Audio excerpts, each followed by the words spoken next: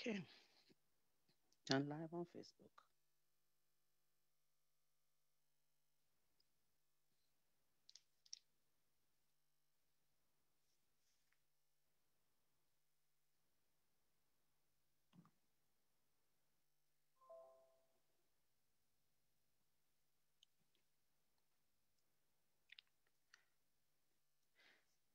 Thanks everyone for joining. We're now live on Facebook. We're also recording this session. I want to thank everybody that took the time to join us this afternoon. We have a packed agenda for you. We're going to have a couple of people say a few words, talk about why we're here and the importance of this project. But we reserve a big chunk of the time to answering questions and providing information to make the process seamless for people that will be involved, and also to take your question as well. And so at this point, I'm going to start with a few remarks by two of my co-hosts, my fellow council member who are also co-sponsor of the ordinance. I want to know if Council Member O'Connor will unmute himself and say a few words, please. Sure, thank you, Councilmember Suara. As a native Nashvilleian who was aware of Congressman Lewis's legacy well before I understood his connection to Nashville, and then as an adult getting the opportunity to see him in person at MLK just after the 2016 election. I'm very grateful to Councilmember Suara, committee, the members of the Minority Caucus who have proposed this initiative. I think it is fully appropriate and perhaps overdue that we recognize Congressman Lewis in his connection to Nashville, and I'm certainly honored that the key location for the site of that memorial opportunity is in District 19. As we get started, I think one of the things, we always want to try to drive a process that is authentically community-based. I know I've spoken with council. This proposal has been adjusted a little bit since it was first brought to my attention, to the point where it is no longer sort of a downtown-only proposal and spans based to end of Fifth Avenue.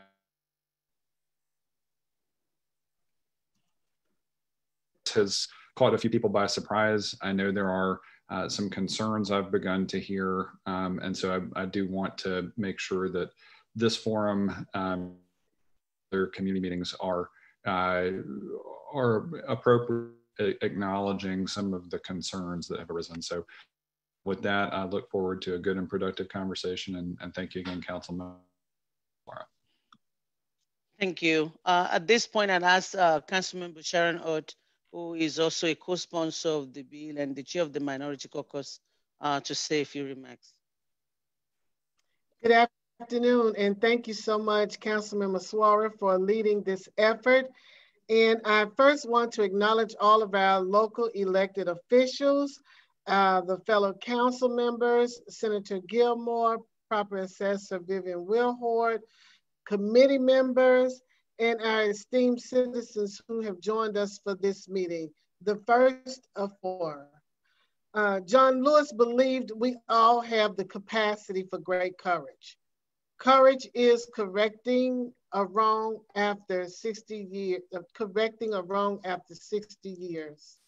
That is why we're here today. 60 years, many were on the battlefield of justice, a battlefield led by Representative Lewis. And although he's not here physically today, he has left a legacy. One that each of you hold. Our very own John Lewis's of today. We are on a quest for a fuller, fairer, and better Nashville. A longingness to what is right. This endeavor that you take on is your way of keeping things marching.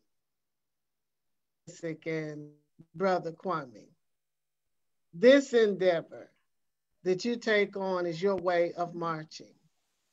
I ask you all to be of good courage, and stay in good trouble. I hope this is a wonderful exchange, and I look forward to us moving on to victory with Representative John L. Lewis Way. Thank you. Thank you, Councilmember. What we've also find out as we extend the boundaries of this street that we want to rename is that majority of it is in District 19, but a part of it is also in 17 with Councilmember Kobe Sledge, and he's on the call as well. If you would just say a few words, and then we'll continue. Thank you, Councilmember Suara, and wanted to echo everything my colleagues have said, and I thank folks for bringing this up for this issue. Unfortunately, that we have to honor in this way, that we wish Congressman Lewis were still with us. But the portion of it of this proposed avenue that would go to District 17 includes, and actually would end at the city cemetery, which is appropriate as there are multiple freedom riders who are interred in the cemetery. And so I want to listen to this conversation with great interest and try to do my part in representing a very small piece of the proposed area, but in a very important and significant way. So thank y'all for doing this. Thank you. A rundown of the agenda, I will start and let you know just a few words as to some of the reason why we're here. We have a short video that will be followed my speech, and then we have a special guest with us that will be introduced by Senator Gilmour. After that, we'll talk about our business partners. And then following that, we're going to have a panelist that would address some of the concerns or some of the questions that we've had.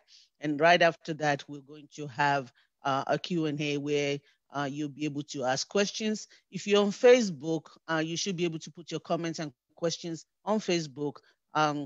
We have one of the committee members that will be looking into that. If you're on Zoom, please raise your hand in Zoom. And then when we get to that portion of the agenda, we'll be able to call you to ask your question or make a comment, or you can also put your comments in the chat box. So briefly, I know that Councilmember Hurd has thanked everybody, but I want to thank everyone for being here as well. I want to acknowledge the Minority Caucus. This idea started from there, but it blossomed into having so many other great minds in the community having the same idea. And so we decided to make it a community effort and bring everybody together. So I want to thank my committee members as well that are on the call. I don't want to name everybody. There's so many people to thank and to list. We'll be here all day, but I thank everyone for the work that this committee has done so far. I thank Councilmember O'Connor and Sledge and my other fellow council members that are on the call. And I want to thank Metro staff members. I think Director Cooper, Ms. Rosie Ace has done a good job, and including Public Works, Ms. Bonnie Crombie, Lisa in planning, all of them, Sharon O'Connor. Everybody's been very helpful. Tim Walker with the Historical Commission also has helped us along the way. So this is a labor of love. One thing that I've heard from almost everybody is that everybody agreed that the renaming is appropriate. Some people want a building, some people want the courthouse, so many things. Everybody wants something named. So we all agree on that. While we may have to talk about exactly where, but the idea of renaming is agreed to by everybody. And everybody's been working in unison. Now, I'm not going to talk to you about what Representative John Lewis did. We have someone that will do that. But I wanted to talk to you mainly about this committee. Why are we having this Zoom meeting? What is the intent of it all? And why did we pick Fifth Avenue? We picked Fifth Avenue because of the connection to Representative Lewis. We thought about a whole lot of different places, including Jefferson Street. But at the end of the day, we realized that Fifth Avenue has so many things, one of which is the sit-ins at Woolworth. Everybody knows about that, and that's a connection there. But what some people may not realize also is the bus stations. There are 2 bus stations on Fifth Avenue that also have connections with Representative Lewis. Last but not least, the Nashville Cemetery, City Cemetery on the other end, also have a connection because we have 2 of the Freedom Riders that are buried there. And on the northern side of it, there's Jefferson Street that linked to Fisk University, where Representative Lewis went to school, in addition to American Baptist. So that was how we came to let's do Fifth Avenue. The other thing that the committee also agreed on was the naming. It is important for the Minority Caucus to have Representative John Lewis as the name. And we all agreed that we want to keep representative as a way to, as a form of respect. The committee also discussed the naming and we voted on it, and we agreed as a majority that it will be Representative John Lewis. I felt that is important because I've had some people email and ask if it can just be John Lewis. It will be Representative John Lewis, RAP John Lewis, the official name. When people say it or when they address their email or letters, they can put John Lewis, it will still get to them, but the official name will be the representative. The last thing is that from the beginning, we wanted this process to involve everybody. By Metro law, we really don't have to do a Zoom call to do a name change. We don't have to get everybody's consent to do a name change. But the committee agreed earlier on that we want to do that because John Lewis is about unifying everybody. I remember Susan Organ saying that we want this to bring our community together, especially during this time. We want it to be beyond race, beyond ethnicity, business, everybody. We want it to be something that we all agreed on. And so that was one of the reasons for the Zoom call. The other reason is we know people have concerns. What does this mean to them and their businesses? What does it mean in terms of their home addresses and what they have to do? And so the panel will talk about this to be able to see if we can allay some of those fears and also to take some of your questions. So again, thank you all for being here. We want to keep the talking as short as we can. And so at this point, I'm going to ask Greg Bailey, who is one of our committee members, is going to do a short video. And then after that, Senator Gilmour will acknowledge all the Freedom Riders on the call, and we have a special guest say a few words. Thank you, Council Member. Good afternoon, everybody, and welcome welcome to all the other council members and elected officials. Before I start the video, I want to make everyone aware that we have a change.org petition in support of this. As of this afternoon, we have 1,566 signatures on the petition at change.org. I've just put the address in the Zoom chat. One thing that has come up I want to respond to is that change.org is a nonprofit. So if you go to that petition and you sign the petition, it usually will ask for a contribution. That contribution goes to change.org. It does not come to me. It doesn't come to the Minority Caucus. It doesn't go to anybody but change.org. And that's how they fund themselves. But it is not a mandatory, it's not mandatory. In fact, it looks like it sort of randomly picks people to request the contribution. So anyway, at this point, if you'll give me 1 minute to pull all this up, I'm going to, this is a tribute video to John Lewis from the Democratic National Convention. I chose it over some others. It's a little longer than some of the others, but if you've been around this city for many years, you will recognize numerous Nashville landmarks in the early part of the video. So if you'll allow me 1 second to share my screen, and then we'll get started here.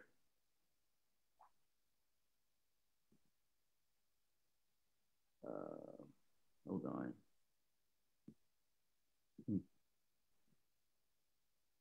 All right. Council member, it says that the screen sharing has been disabled. All right, you should be able to share it. Yes, ma'am. I can do that. You all should be able to see this.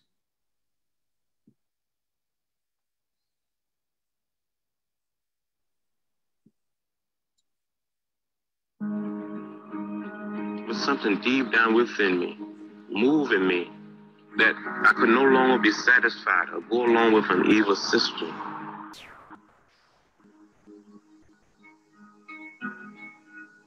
Life was extremely dangerous when we were growing up. John Lewis had the respect of everybody because he was the one who demonstrated the most courage. He'd been beaten and knocked down and get up and go to find another battle. John was focused on ending voter suppression, and it wasn't that he was a great orator, it's that he was a great spirit. The power of spirituality and humility, and the willingness to suffer rather than to inflict suffering.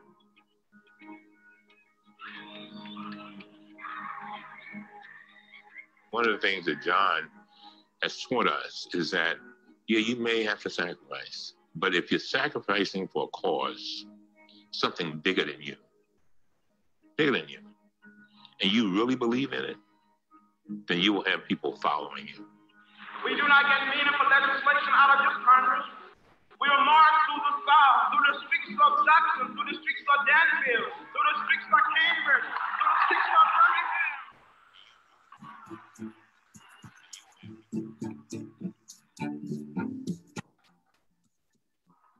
I think he is the singular figure that has tried to carry out the work of our nonviolent campaigns into the halls of Congress.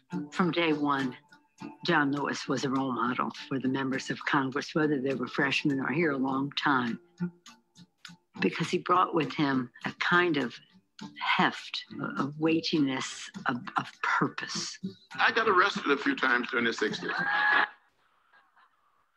40 times. Since I've been in Congress, another 5 times. The means by which we struggle must be consistent with the end we seek. Someone who has navigated thorny issues of policy, not by castigating alone, but by also encouraging people to be better than they think they can be. Today, we are considering a fair housing measure, which not only protects our nation's minorities, but it protects the needs of those with disabilities and families with children. How long do we have to wait before we decide to ban assault weapons? We have another opportunity to bring more of our citizens into political participation. I have on my marching shoes. That's right. I'm fired up. I'm ready to march. And all of these decades later, while he and others of his generation achieved much, we're still fighting against police brutality and fighting for our voting rights.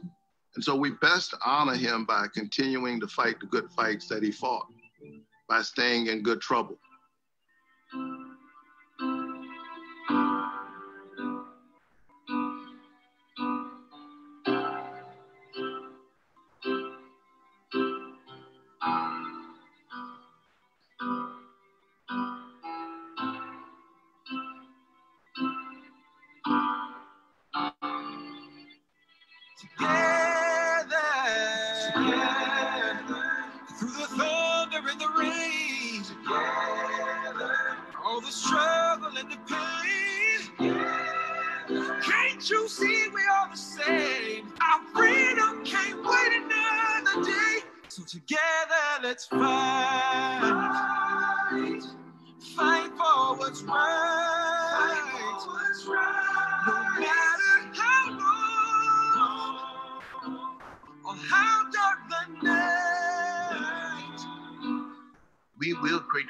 Community. We will redeem the soul of America. As a nation and as a people, we will get there. Climb to the mountaintop, and one day we'll win together.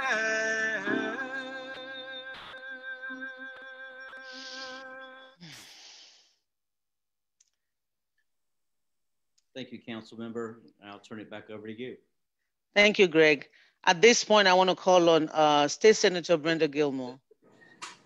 Thank you, Councilwoman Zulfat. That's a tough act to follow. I'm like Council Lady Porterfield. I have tears in my eyes.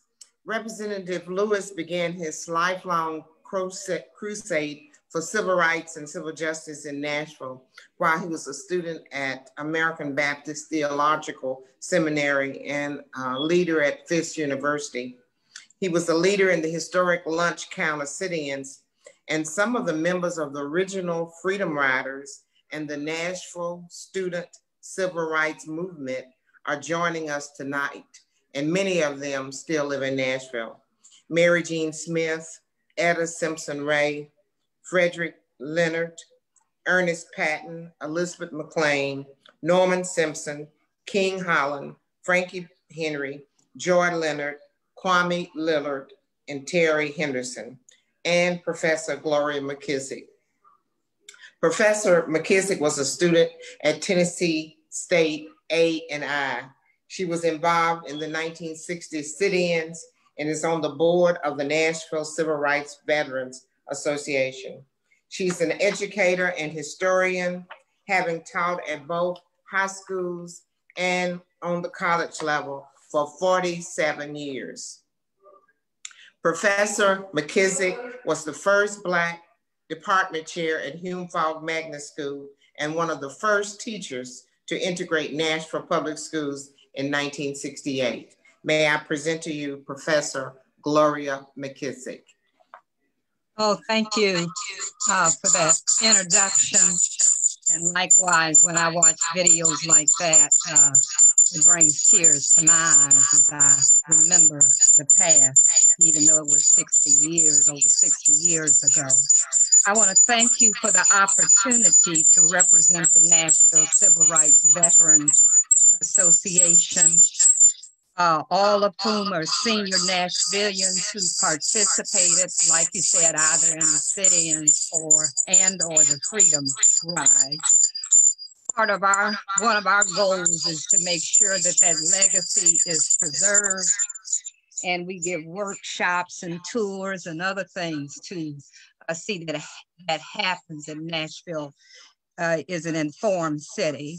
Some of this I will be like, preaching to the choir, things that you know, but sometimes we need to repeat things to emphasize them. But I will attempt to summarize the life of the late John Lewis and his connection to Nashville. John Lewis, his life began in poverty, we know, in rural Alabama. Martin Luther King used to call him the boy from Troy. But his struggle for the civil rights movement that made him an iconic figure in America's civil rights movement, in its history and legacy, started here in Nashville. It started in Nashville.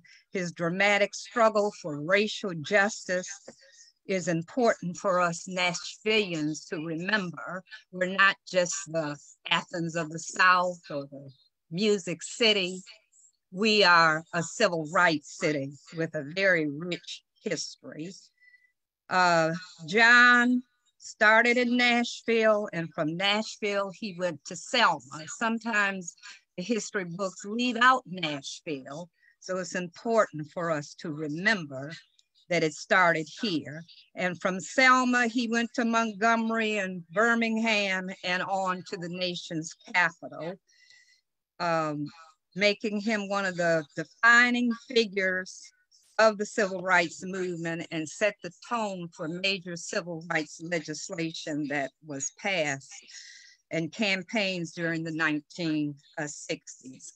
He came to Nashville in 1957 to attend American Baptist College.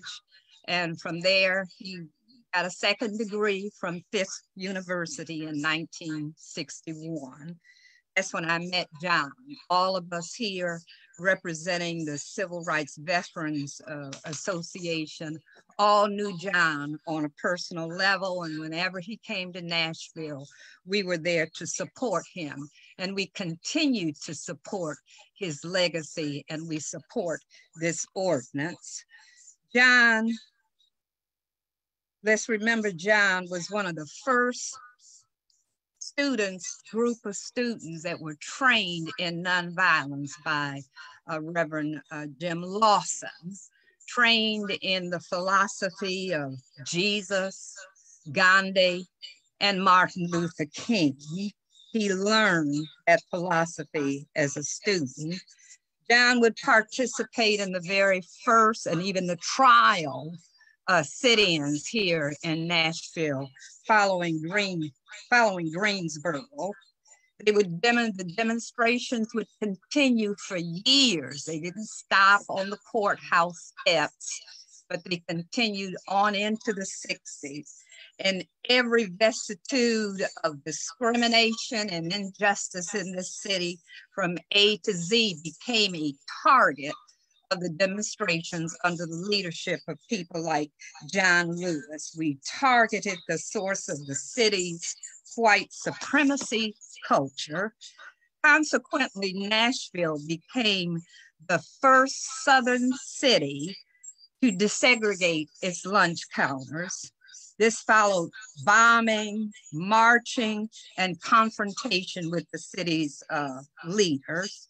But Nashville would be a vanguard in the movement that would sweep across the Southern states, leading to the passage of the Civil Rights Act and other legislation under administration of Lyndon Baines Johnson.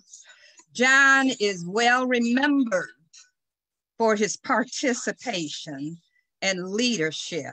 Let us not forget, as a student, his involvement in the movement, and he became president of SNCC, the Southern Christian, not the Southern, but the Student Nonviolent Coordinating Committee, and eventually would become the national leader of that organization. Let us not forget that John participated in the March on Washington in 1963 and gave a memorable speech. Let us not forget that John was one of the 13 original freedom riders testing the nation's interstate commerce transportation. And not only that, when the Corps broke up the freedom rides after the bombings and the attempt to kill them by terrorists, it was Nashvillians, mainly students from the college, especially A&I, who went back, and John was one of them, that revamped the freedom rides. And they came from all over the nation to participate in that. And many of them ended up in prison. Let us not forget his role in leading hundreds of people across the Edmund Pettus Bridge that led to his skull being fractured. We could go on and on. His life was well spotlighted after his death in television and movies and so forth. So we remember, we know his history and his legacy, but we may be asking, why Nashville? If you haven't picked up already in what I have said, John got his leadership in this city, as well as so many iconic civil rights leaders. They learned their leadership skills here. John got his education here. They developed a philosophy for nonviolence. John, in that video, talked about his beatings and going to jail. Where was he first beaten? And where did he first go to jail for trying to end injustice and discrimination? It was here in Nashville, Tennessee. John had an illustrious career, and his experience that led him to Washington, D.C. to become a lifelong activist, fighting for the rights, human rights, not just for people of color, but for all Americans. John Lewis. Why Fifth Avenue? Well, in the beginning, Fifth Avenue only meant it was the fifth street from the river. So it needs a name. Why not John Lewis is my question. As already pointed out, if you travel the route of Fifth Avenue, you will see that you pass many significant locations along the way that relate to the civil rights movement. And remember, the movement here in Nashville was far beyond lunch counters. It had to do with discrimination of all kinds in the city. So, and I get historical tours. I'd love to give a tour going down. What are we going to try to call it now? John L. Lewis Way.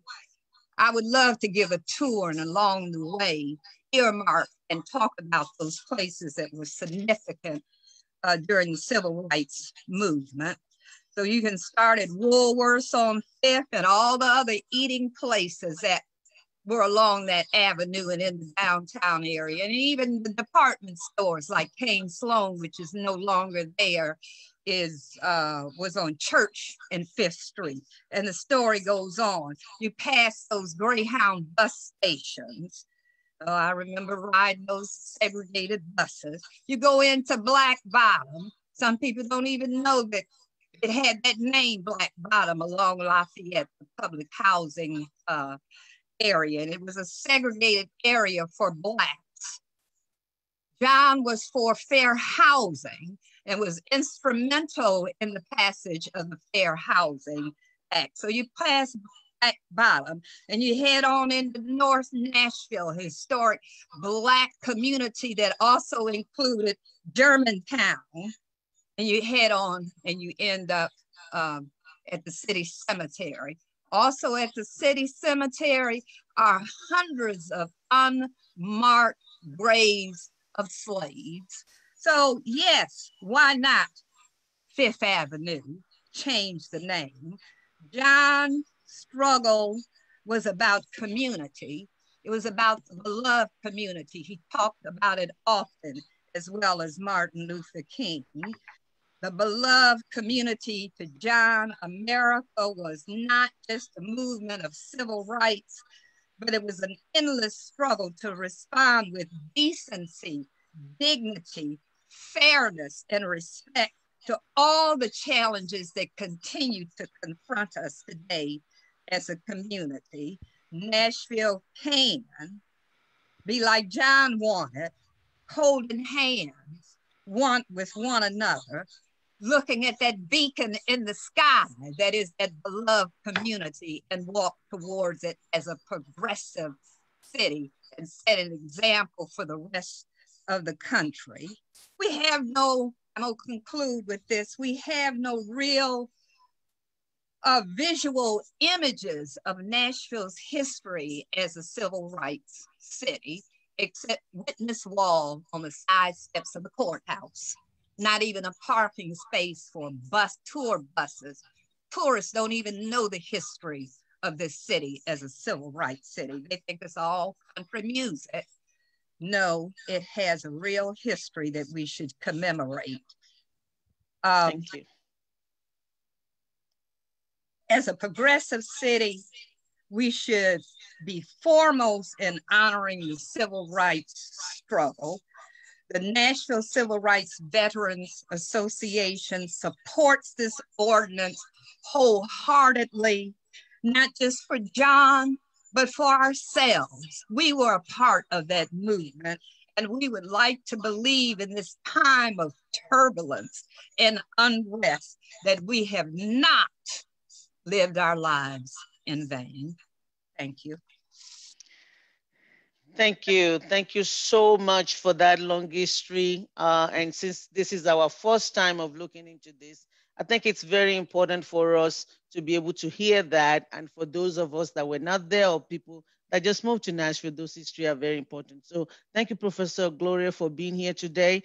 Thank you, Brother Lillard. I know that Brother Kwame Lillard is on the call as well. And to all of you that actually fought so many years ago to pave the way for so many of us to be able to be where we are today. The fight still continues, but we owe a great deal to all of you. So thanks for being on here today. At this point, we want to go straight to our concerns and our questions. We have 3 people that will be answering questions. We have prepared questions that we want to address first, and then we'll go to questions from people on the call. So I have Director John Cooper with the Council Office, Mr. Sam Reed, who is very instrumental. He's one of the committee members and instrumental in getting us some of our business supporters for the project. And property assessor Vivian Willard will be on the panel. So I'm going to go straight into it for the sake of time. And I want to start with Director John Cooper. So when we do this name change, would you tell us how long will it take for the name change to take effect? Certainly. So by law, a name change requires a council ordinance in order to become effective. So an ordinance has been filed. The number of the ordinance is BL 2020-450. It will be on first reading next Tuesday on September 15th. It requires approval at 3 readings. So first reading would be the 15th of September, and assuming that it progresses through without any deferrals, the ordinance would pass on third reading on October 20th. The ordinance would then become effective once the mayor signs it. That is usually the next day or within a couple days after the council acts. So you would be looking at a official approval date of October 21st, 22nd, somewhere in there. Thank you. So once the ordinance passes, when do I technically have to change my address? So Ms. Wilhoit may be better able to address that. From Metro's standpoint, we don't require anything, but I think you have a year to change it with the post office or to notify your business contacts or whoever you have a business relationship with to change your notify them of your change of address. The post office will do it for you automatically, and you will they will recognize that address officially up to a year. But my understanding is that even after that, it can possibly still get to you. But Ms. Wilhoit may know more information about that. Okay. All right. I will get to Ms. Willard and we may ask that. But before I let you go, now this ordinance as it is, if we do decide to change it for whatever reason, is there an opportunity to change it somewhere along this route before it becomes law? So to amend it. Street renamings, as I said, it has to be by ordinance, and there is a specific Metro Code provision that outlines the process, and it specifically states that street name changes shall extend the entire length of the street. Along with that, the ordinance is referred to the Emergency Communications District Board, which is the 911 call. They oversee that function for a recommendation.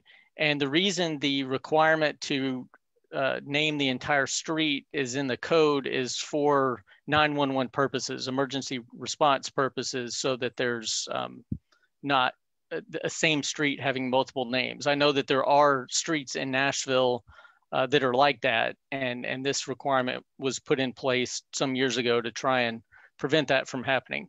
But legally, it could be amended on second reading to change the boundaries, since the council will be acting by ordinance. Thank you, John. I appreciate that.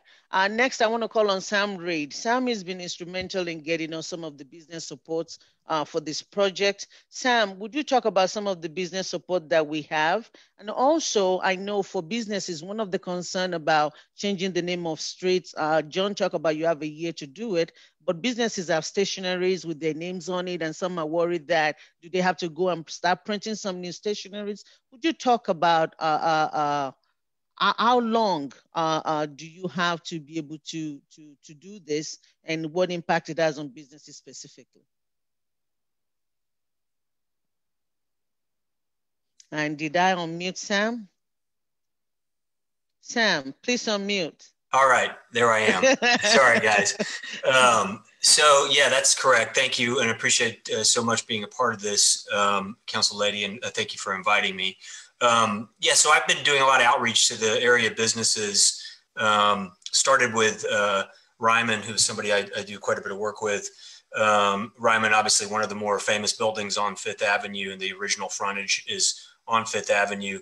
Also reached out to the Nashville Predators, Bridgestone Arena, 505 building, Country Music Hall of Fame, Museum of African American Music that's coming later this year. And I must say there was an overwhelming amount of support for the name change.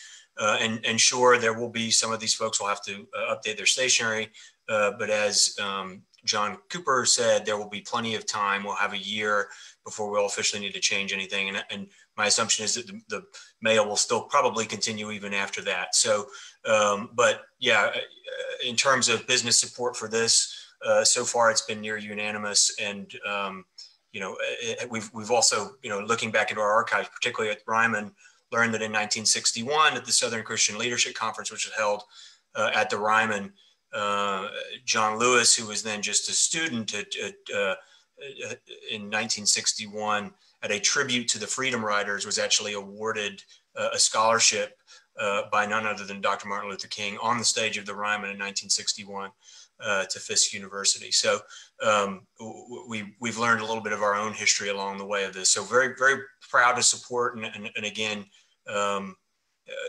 not concerned with any logistics around having a year to officially change our stationery. Okay. Thank you, Sam. I also want to say, because Sam mentioned the businesses that give us letters of support, I think I want to acknowledge the fact that we also got letters of support from American Baptist College and also from Fisk University. Though not on Fifth Avenue, they were proud to be part of it. And Ms. Gloria also just said we got the civil rights organization, historic organization to be in support. So we're very grateful for all the support. So the next question goes to Ms. Vivian Will, which is the assessor of property, who has also been very helpful in this process. And I just want you to take us through this address change thing. Yes, we do have a year, but how do I do that? Do I need to go to the post office? What about my deed? So what are some of the things that you find out, especially that are concerns for residents in terms of when this does take effect, what will be the impact? And if they want to change their address, do they have to go to the post office to do it? Do they need to let you know to change their deed? What about their mail? I know that there's been a lot of information on that, and I would like for you to share that at this point. Well, first, thank you so very much, Council Lady, for allowing me to be a part of your committee and to be a part of this instrumental endeavor. A lot of questions you asked there, and I've done a little research in reference to a couple of them, and we've put them in Q&A as well. Well, first, how do I change my street address, my name, once this is done? Well, according to the United States Postal Service, it would not be necessary for you to change your address. The United States Postal Service will handle all updating of the street name change once the local government notifies you that notifies them that the street name has been officially changed. So there's nothing for you to have to do there. Now, will there be anything that you would have to do to make sure that you get certain mail?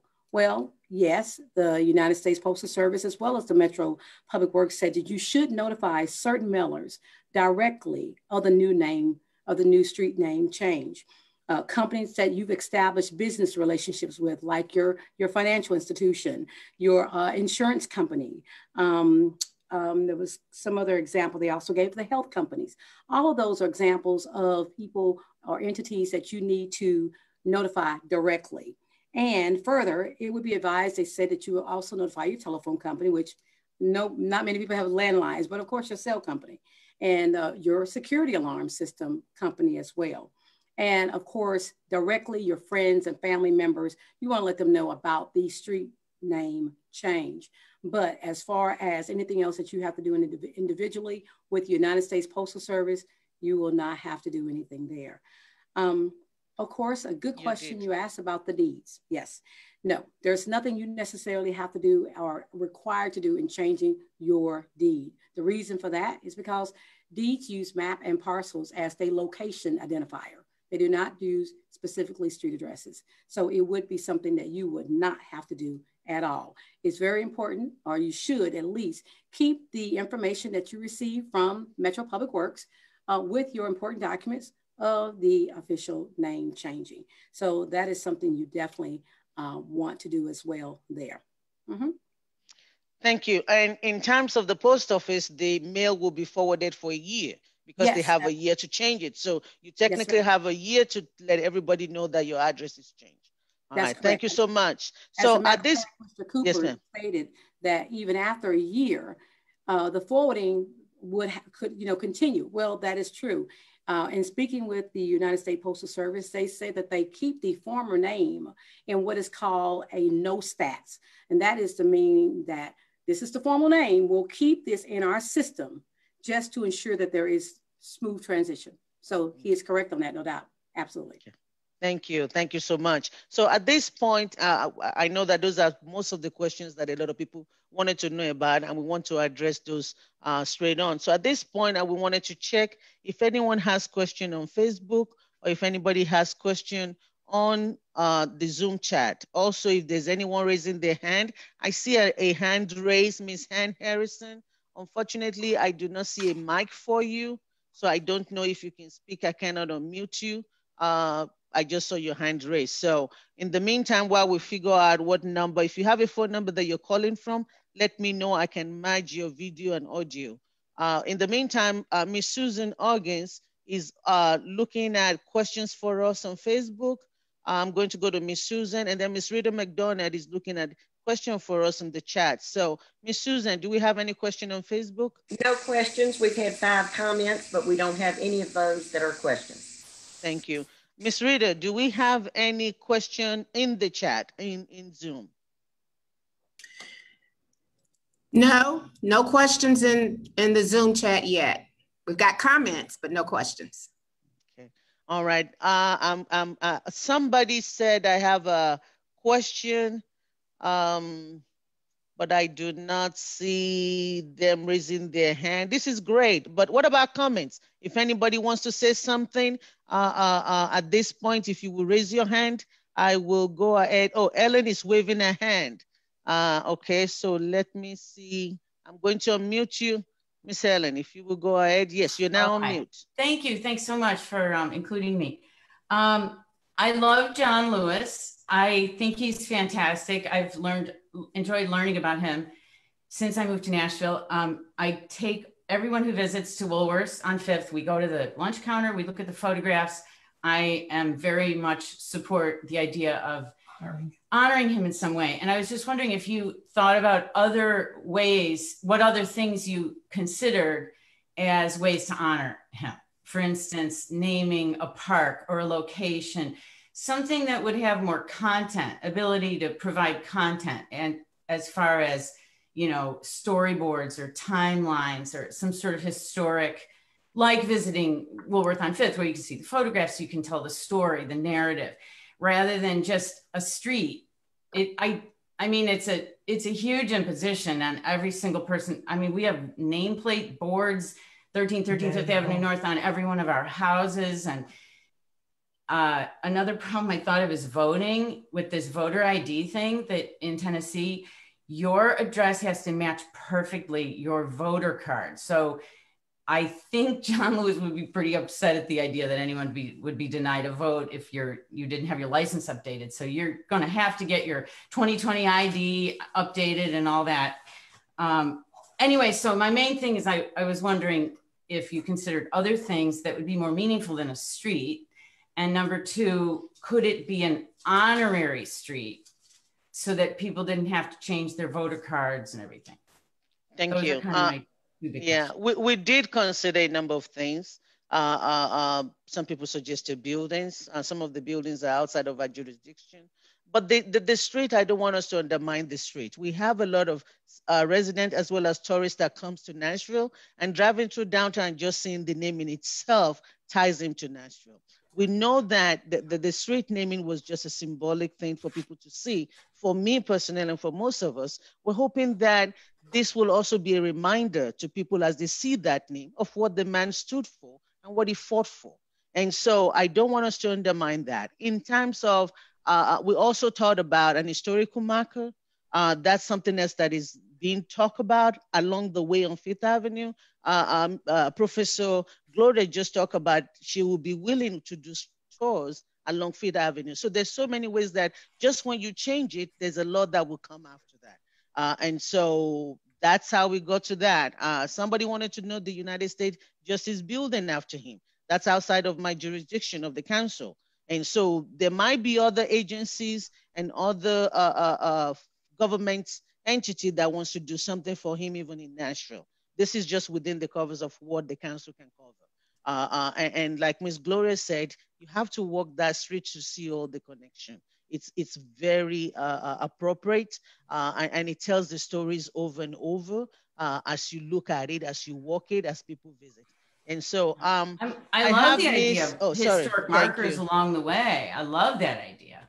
Maybe a space in Bicentennial Park or something. You've got, that would be his space, and you could actually meet there and have events and historic information, historic markers. But why not? Why not? Everyone change why not? their address. Why not? Why not? Why not? Why not? Why not? If you want to do something in addition to this, let's talk about it. Let's talk about it. But we wanted to start with this. We wanted to start with this, and based on everything that we have, yes, we're also looking at people with the addresses and what happened with that. Could you try to end it at Jefferson, since Jefferson toward Fisk is more meaningful as to John Lewis rather than Jefferson up to the highway?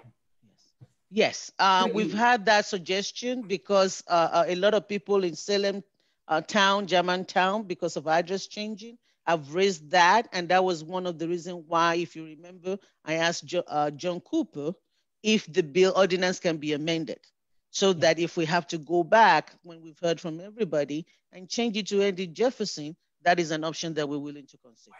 And so all of that conversation, but everyone is in support. I think it's only after Jefferson Street going to Salem Town that we've had some people said because of the neighborhood in there, and we're listening, we want to hear that. And so if that's where we ended up at, please know that we're willing to do an amendment to address that. And so that's why we're doing these hearings. We want to make sure that we listen to people. And I think for me, it would be more meaningful to create a space somewhere with content about John Lewis than. We can do that later. I have to go to other people. We can do that. I don't think you have to limit it to one thing. You can, somebody just told me, a friend of mine that has a private school said they're naming something in their school after John Lewis. Why does he have to be just this? So there could be other ideas. This is a start. And this is one that the committee agreed on. And so thank you so much. Miss Ann Harrison, I see your hand, and I'm going to ask you to unmute.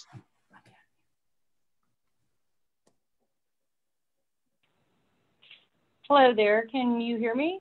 Yes, ma'am.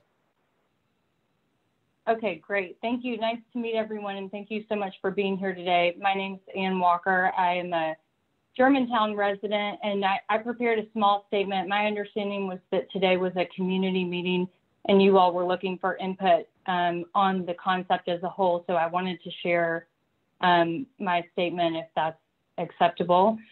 I wanted to start by saying, John Lewis was an incredible human being.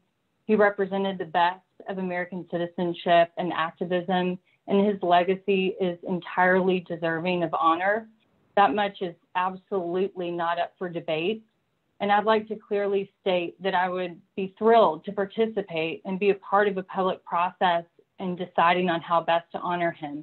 But I have to say that I feel I haven't been included in this process whatsoever to date. And, I'm somewhat frustrated as a resident by the way that the current committee's process has not engage the community, nor the residents that are impacted by this. I've heard how there was outreach to the business community downtown, but as a resident, I can tell you I have not been contacted, nor have my neighbors.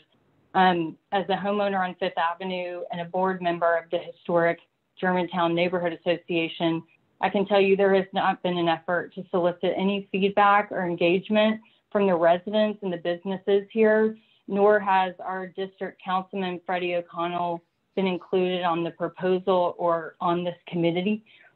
As drafted, it's my understanding that the residents of Fifth Avenue will have a year to legally update and change our addresses. And while we may not have to do anything with the post office explicitly, it appears that we'll have to notify everybody that we are in contact with by mail, our healthcare providers, visas, passports, any legal documentation, which is quite an ask for hundreds of residents that live on this street. I can tell you that I am in support of renaming Fifth Avenue within the downtown business district, and perhaps beginning that change at Jefferson Street running southward is an appropriate place to start given the history. But I am not in support of forcing hundreds of residents to legally change their address in historic Germantown and Salemtown, and be forced to absorb those associated costs without really having any input in the decision process. I learned yesterday that this meeting was to be held on Zoom and not as it was originally marked as Metro Planning Meeting, which was circulated on all of the media posts that were put out over the last month. I spent the better part of can I address your questions? You may, but I would love to finish my statement if I may. Yes, please. Okay. I was looking for complete information on the change of format that came about last week. I was able to confirm with the council's office that this meeting that we're attending right now was not added to the Metro calendar until last Friday. That was 4 business days ago, going into a holiday weekend. And as I mentioned before, I have never received written notice as a property owner about this proposal. So when I learned of this last week, I reached out to Susan Huggins, who's on the call. She's a member of the committee and a good lifelong friend. And I was told if we wanted to be heard and have our input, that we needed to participate in the virtual meetings. And so I made a large effort. I went door to door communicating the time and information that was posted by your committee to all of my neighbors so that they could participate today. The vast majority of which said that they had no idea that there was a proposed name change to our street. And they definitely planned on participating because they did not want to legally change their address. The information that's been circulating on change.org and social media platforms as far back as August provided links to public meetings that as of Friday were no longer valid. And this further added to confusion because the original links have now been deleted.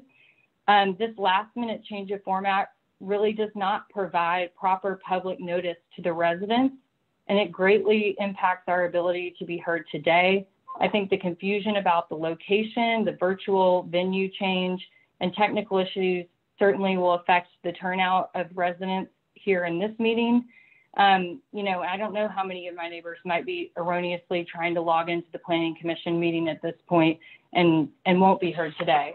And I know this is a little bit lengthy and I apologize, but it's my understanding that the intention of a community meeting is to solicit input on ideas and foster robust discussion of all the potential solutions. And, I don't feel this is being accomplished today because rather than soliciting input prior to filing this bill with the council, this decision was sort of made behind closed doors with no community input. And I don't want to lose sight of the fact that this is supposed to be a community-driven process. And now we have a bill being filed, and I'm not sure what the community meeting that we're participating in really achieves if our input is irrelevant because the bill has already been filed. So, I'm frustrated. I don't understand how the community meeting can take place after you've already taken action at the council. It feels like the result of this is that the affected community members are sort of in an unfairly binary position, like these are our only 2 options. We either have to agree that we want our home addresses changed and we're fine with that and we don't have an issue with that, or somehow we're not in support of Representative John Lewis. And that couldn't be further from the truth, but I don't think that it's fair to set it up as a binary choice. That puts us in a really hard Can position. I address it because of time so we can let others speak and I can address your concern, please? Would that be okay at this point? I want to make sure that everything that you're asking, I want to make sure that I address them. That would be okay. I want to be clear The Thank residents of the neighborhood have not been represented in this process fairly, and the meeting times and locations have not been communicated properly. Thank you. Thank you very much. Thank you. Thank you. I want to thank you for being on the call. I also want to thank you for going around the neighborhood and letting the neighbors know of the meetings and also correcting the misconception around which meeting it is and where they have to go. I thank you for that because that helped the situation. But I do want to clarify to you that the only way we could engage property owners is through this meeting. There was no way to do it before. There's so many people on that street.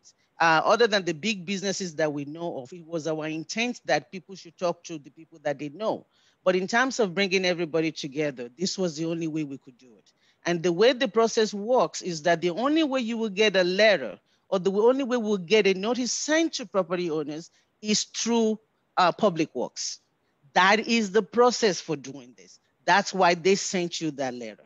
And so we decided that once you get the letter, we're going to do these 3 meetings and talk to individuals and answer questions that people may have and get their opinion and all of that. Now, we also,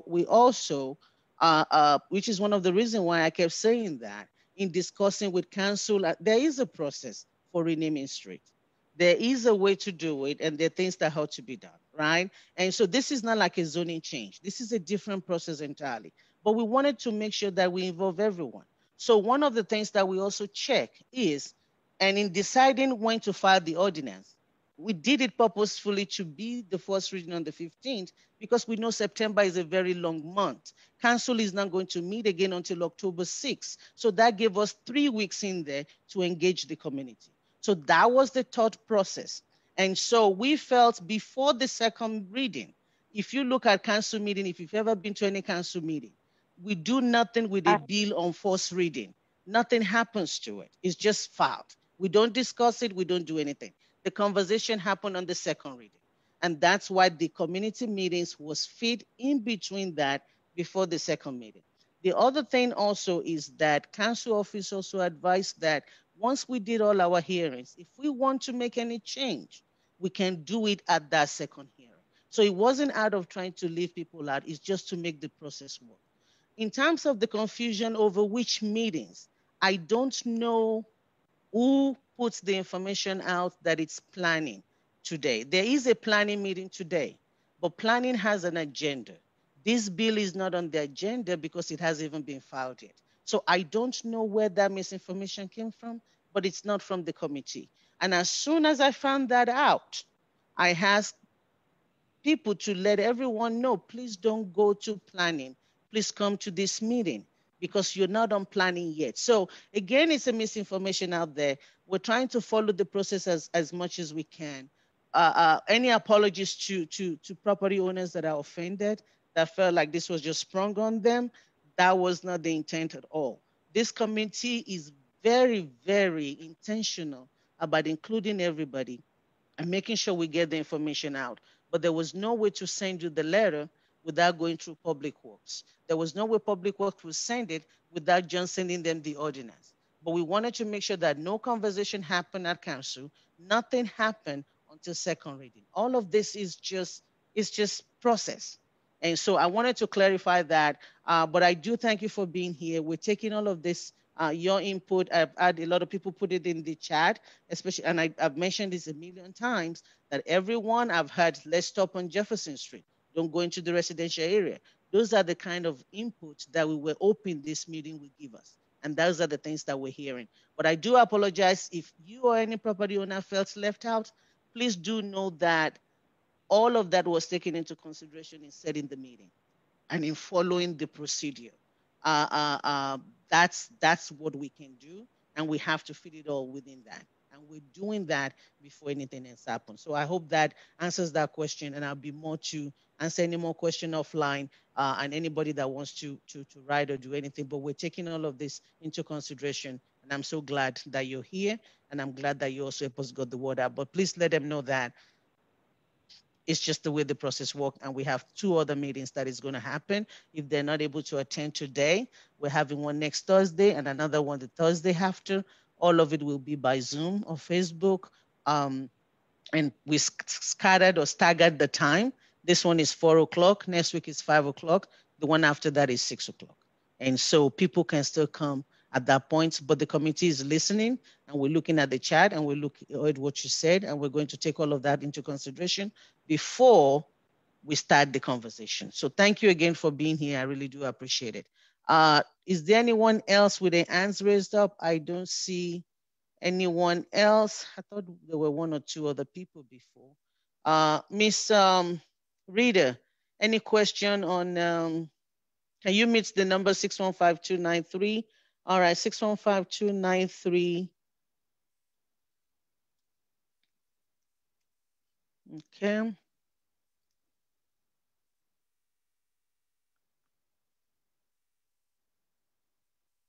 You're now on mute. Yes, thank you.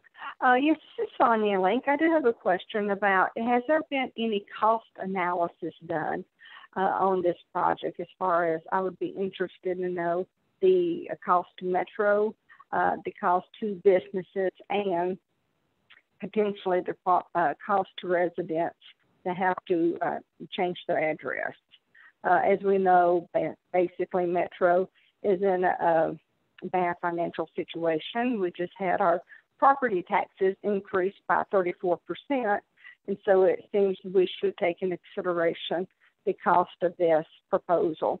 I also feel somewhat like Ann Walker, whereas if we raise any concerns about this proposed street change, that we would come across as not wanting to honor Mr. Lewis, which is further from the truth. But, you know, having a large street renamed, there has to be a lot of potential costs that we have to think about.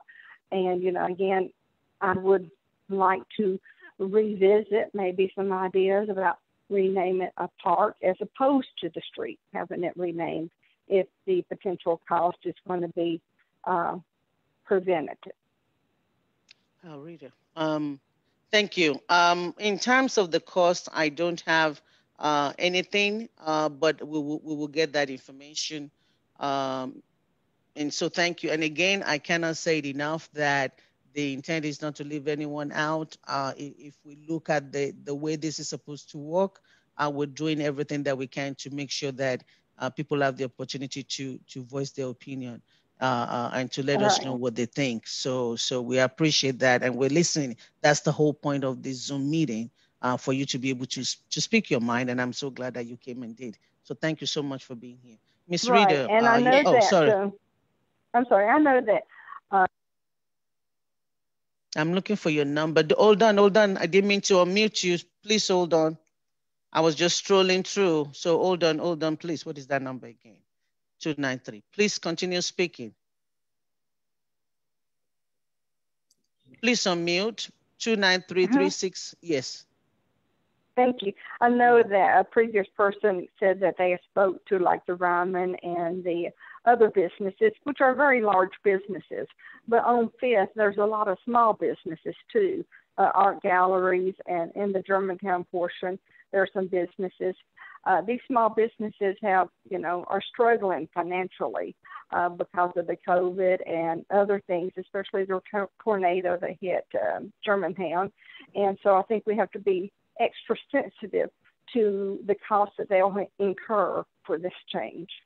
Okay, thank you. Thank you for that. One of the things that we found out, which is one of the reasons why we were talking about how long does it take to change your address, is that we know that the biggest cost for businesses is trying to change the address and changing their stationery, which is one of the reasons why we took the length to go and find out that you can continue to use your stationery that you have right now. Businesses don't have to throw everything away, but at the point where they have to reprint is when they change it to the new one. So we did consider that, but I'm glad that you ask again so that at least I can explain that.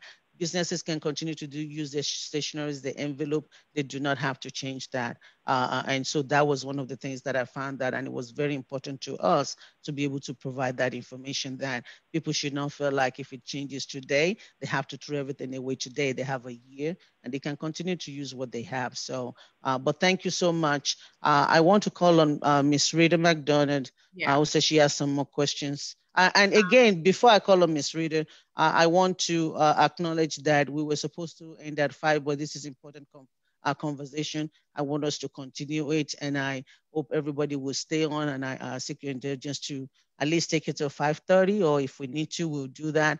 But please do know that there will be another one next Thursday and another one after, covering basically the same thing. And so, Ms. Reader. Yes, so this question is from Brad Snyder. Why were the Ryman and associated commercial businesses notified before the residents? That is a very good question. Again, when the committee met, we decided that we took a list of the property owners. We got a list from the assessor of property of everybody that is on that street. And we gave each other the job of going and notify the people that we know and let them know that the address was going to change. So there were about 9 of us on the committee, 10. And so we gave each other and said, look for somebody that you know, give them a head start, let them know. Then we talk about how do we let the other people know. So the only way we could do that is through the mailings. So Sam and some other people knew people at Ryman. Sam worked with Ryman. That was how Ryman was able to know about it. And so that was how that works. In terms of mailing the residents, we have to work with Public Works. Also, I want to clarify to everybody, this is not a point that I want to mention too much because this is not the intent of the committee. But based on how the process works, the rule states that we have to send notice to everyone. And that's what we did. And we couldn't do it in piecemeal. We have to do it through Public Works. And so that was why we did that. There was no way to engage. And if I try to tell my friends who live in Salem Town, what about the person that I don't know? So we let them mail the letter, and then we say, let's come together 3 meetings and talk about it before council has to do anything. Let me say council is not doing anything. First reading is just first reading. Nobody talks about it. Nobody do anything. Nothing happens until the second reading, which is October 6th. And I think there's a lot of misconception about that. There was also a misconception. I think Ms. Harrison said that Councilmember O'Connor was not aware of any of this happening. Councilmember O'Connor would tell you that he was aware of the name change. I think what he was not aware was that we extended it beyond Jefferson. And that was an oversight not to tell him that. So I want us to know that we did not just exclude district council member from the beginning. And so there's a lot of misunderstanding and miscommunications, but that is the purpose of us coming together. It's not the intent. This is supposed to bring us together. This is supposed to be something unifying us. And so it's not supposed to divide us. We'll do what we can based on what we have. And then, we'll do the street up to where we can do it. And then people want to do a park. That's another process. People want to name out the Justice Building, name everything. The man deserves it. But as far as this process is concerned, it's not the committee's intent to leave the property owners out. The idea is to talk to them during these 3 meetings. And I hope that answers that. Any other question? There's another one, but I see some hand raised. Yes, I just saw an Ashley. I'm going to. Hi, thank Yes. you. I just wanted to say thank you so much for creating this Zoom opportunity so we can all hear about it. And I thought the video and also the historical reference to Fifth Avenue with John Lewis was incredible. I wish more people knew about it, me included. I understand people's frustration about the inconvenience of changing an address and whatnot. However, I do want to say that when it comes to businesses, if you were to change your stationery or whatnot, you can always use that as a tax write-off to offset some of those costs. If you're worried about budget, I totally get it. During this time, those can be tax write-offs. Also, something that is cost effective that I've seen individuals, including myself, use in businesses is changing the email signature in your email so that it says like bright red new address or name change. That's another cost effective way. As far as residents, I've been thinking a lot about it, and for us to change our address or the name of it in the grand scheme of things is not, and it's not a big hassle. We have to remember who the street is going to be named after, someone who has fought injustice for decades and has stand up to fight against, wrongs. So I think personally, the least that we can do is take a moment to change our address. I do, oh, sorry, there's a truck going by. I do wonder about the voting registration and if it has to match the address. And if that's the case, then perhaps the name change can happen after the election, just to make sure that there is a great president in the White House and there's no any slipping through the cracks. But so maybe if that is a sticky point as far as like voter registration and matching an address, then maybe the name change can take place after the November election to give that a chance. But thank you again for this opportunity. And I think it's awesome to, acknowledge this. And also I love the idea of doing a tour. I know there's currently a tour on golf carts that goes by talking about Germantown. So adding things about John Lewis would just be, I think it would be amazing in continuing the conversation and the change and setting the tone for the nation. So thank you again for this. Thank you. I've added the points that you raised in terms of tax write-off for the businesses and also using that fund. I think we're compiling some of the comments and some of the question and answers that we're going to send out and distribute. And as far as the voting record is concerned, I will make sure before we have the next meeting to make sure that we check with the Election Commission and get an answer to that. Now, this probably would not happen before the election this year. Definitely not. I don't think it will. So I don't think this election is in jeopardy. But I do think that even if it's next year, we want to make sure that that's very important to John Lewis. That's important to a lot of us. And that's something that we want to make sure we get right from the get-go. And I will find the answer to that. We will put that out. Everyone that registered for the call, I will be getting follow-up emails with those questions and answers, and we'll also put it out. But we will get that's an incredible point. But thank you for some of your suggestions. We appreciate that. Again, we're listening to everybody, and we want to do what is best for all of us. So thank you. Is there any other question? Miss Burdell has her hand up. Yes, ma'am. Miss Burdell, how do you spell that so I don't have to? Burdell Campbell, Berdell. Okay, I see that, Miss Burdell Campbell. Okay, Miss Burdell, would you unmute? I'm asking you to unmute. If you would please unmute yourself, ma'am.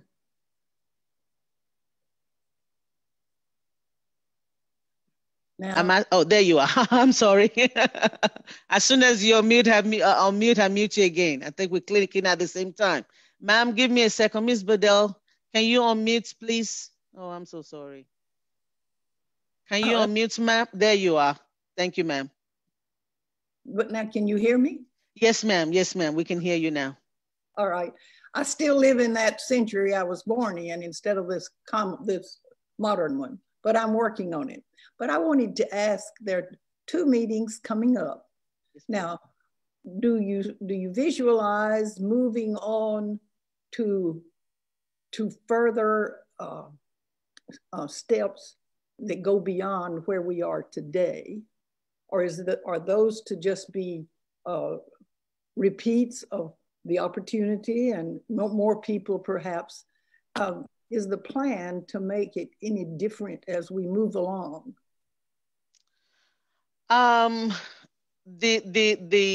What we had in mind as a committee was that we were going to do the same question and answers and give people the opportunity to speak, but we were going to change our guest speakers for each of the 3 meetings. But we're open to any suggestion that you may have.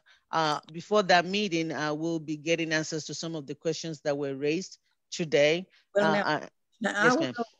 I will. My letter from the Planning Commission came today. Yes, ma'am. Until then, I had no notice, but yes, ma'am. I presume other people in Germantown will have it, and it does have a lot of information in it.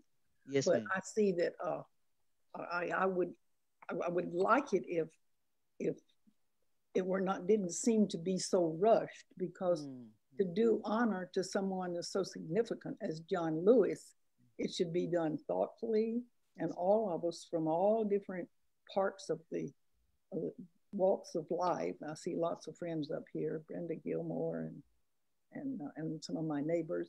And I would like to think that what we're doing is done thoughtfully and is the best influence, the best representation we can make, and that rushing in and seeming to be rushed, and here with the pandemic and post a tornado, and I'm one of those, and the election coming up, is a bad time to be quiet and thoughtful, so that if there's something, I don't know if we want to delay it longer instead of just have 2 meetings coming up, but if this significant procedure we had the opportunity to give it more thoughtful time, I think it deserves it, and I would like to do it that way. Yes, ma'am.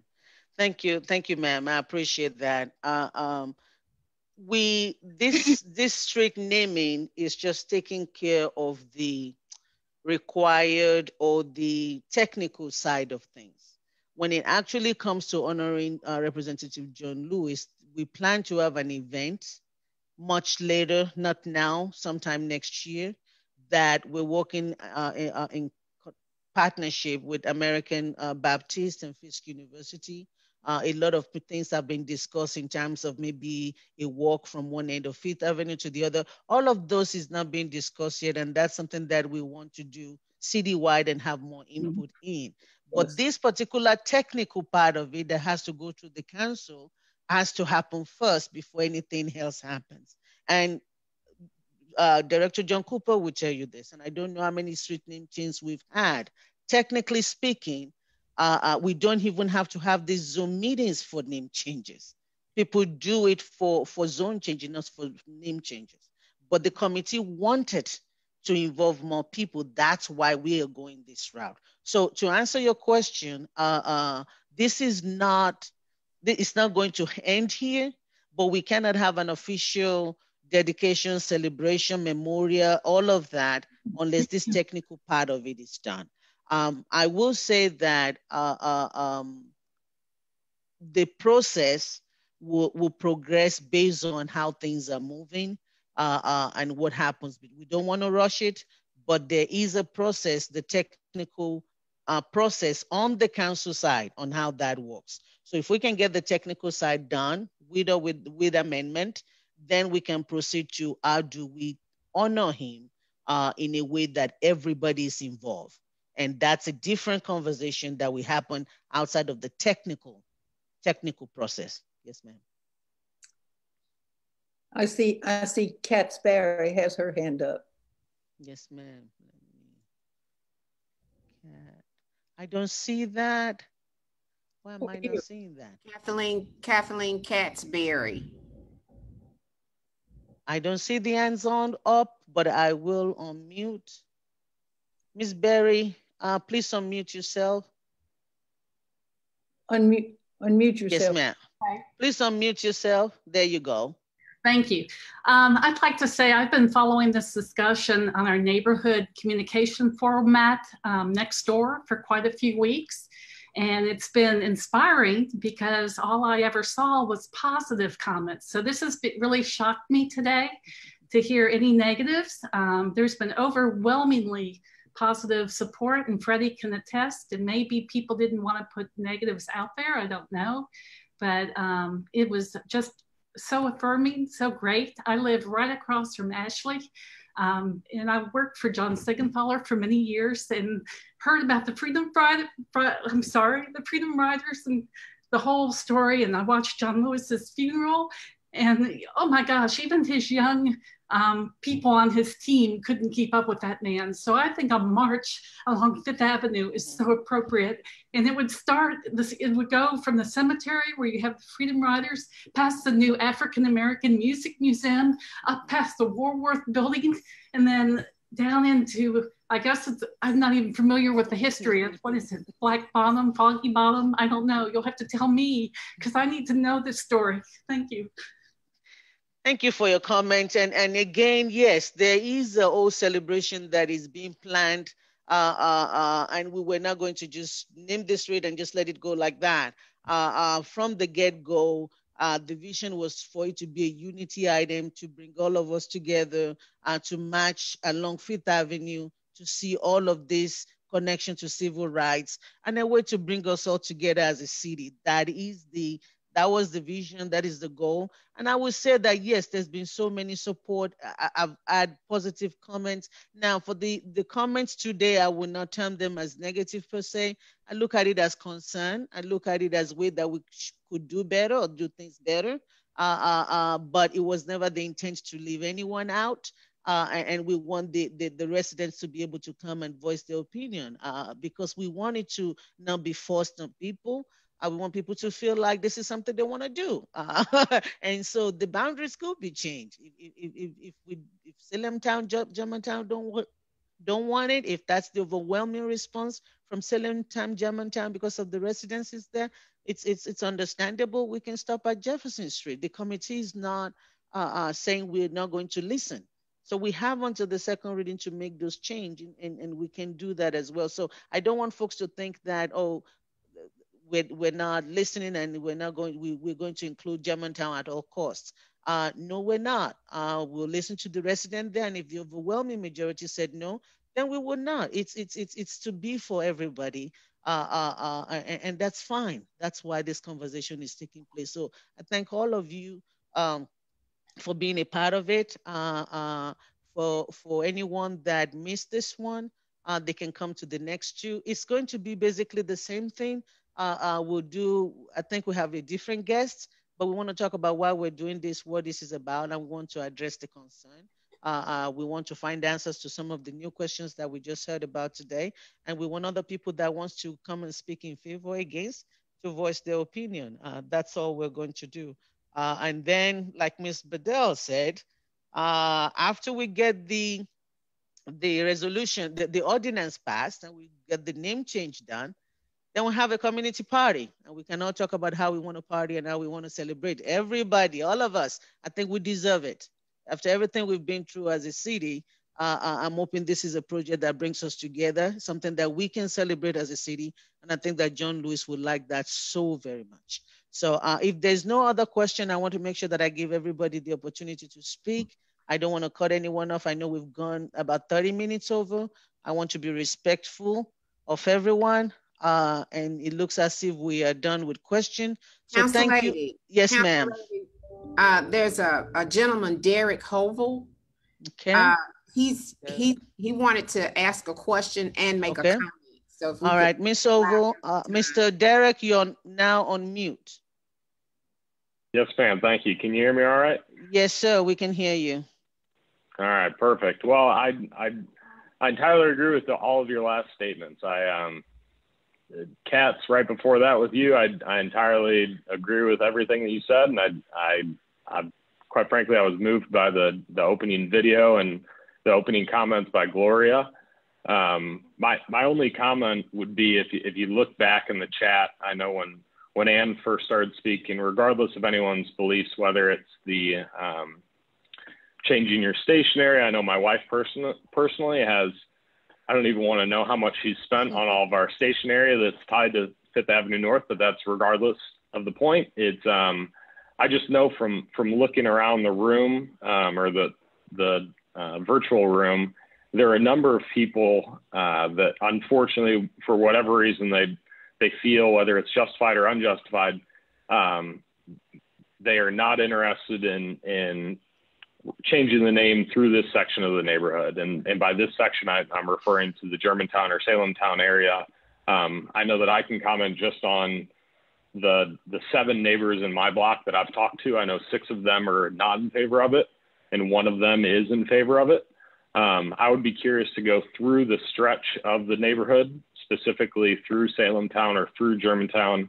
Sam, I entirely hear what your approach with contacting businesses. It's entirely unreasonable, I think, to try to contact every business perhaps. So you start with some of the larger ones or the ones that you have contacts with. That makes sense to me. And obviously your comments earlier about trying to reach out to everyone in the neighborhood. That's just, I think, unreasonable. So perhaps a better way to do this, I think everyone jumping in and giving their opinions, it's just going to be this free for all of one person believes this or the other person believes this. And I think it would truly be beneficial to look at it on a block by block basis. That goes from the 1800 block of Fifth through the, you probably know better than I do, probably the 1300 block or so. I'd be curious to know, as far as the actual residents that are going to be impacted by this, what proportion of them are in favor through the neighborhood and which proportion are not in favor. I like that recommendation because it's actually a solution that is based on facts. And so if you don't mind, I'm going to designate you, and I'll be willing to come and to be part of it and talk to the neighborhood. I come to the neighborhood association if I need to. I don't mind. We want to talk to people. Any opportunity to do that, sure, I'm more than happy to do that. But if we want to take a pulse, we can check and maybe have like a list, a position in Salem Town or Germantown, and have people, sure, say, I'm for, I'm against. If overwhelmingly the people are against it, I've said it and I continue to say it. On October 6th, we'll find an amendment that will remove Salem Town. Please know that that is still an option on the table. We wanted to include everyone. I think for me, it's better to have everyone and then to have to change it than for us to start halfway and people are wondering, why, sure, not us? That's the purpose. So, but if we can do what you suggested and basically have an idea over there, what is the pulse of the people? And now that we've, yeah, addressed some of the concerns, maybe it was about changing the address. Maybe people are okay now. Maybe they're not. I want to respect that. And based on your scientific, sure, approach, then we can decide. If you can do that before the next meeting, that would be great. And then once we have that data, please know that we will stop at Jefferson Street if overwhelmingly people don't want it. If overwhelmingly people said they're okay with it, then we will continue. Does that sound like a compromise to everyone? I think that's entirely logical and fair. I love that. Thank you so much. I'm glad I found your hand at the last minute. Yeah, thank you for allowing me to speak. I appreciate that. Thank you. Yes, ma'am. Getting late. I know the time is, but Carol Campbell is asking a question. Please explain why it will be called Way instead of Avenue. That's from Carol Campbell. That's Miss Carol. That's a good question. But I think that that's what the committee came up with. Between the minority caucus and the committee, that's what we all came up with. And please know that we couldn't have everybody in there, but we have a very good representation. And so between the minority caucus and the committee, that's what we came up with, Representative John Lewis Way.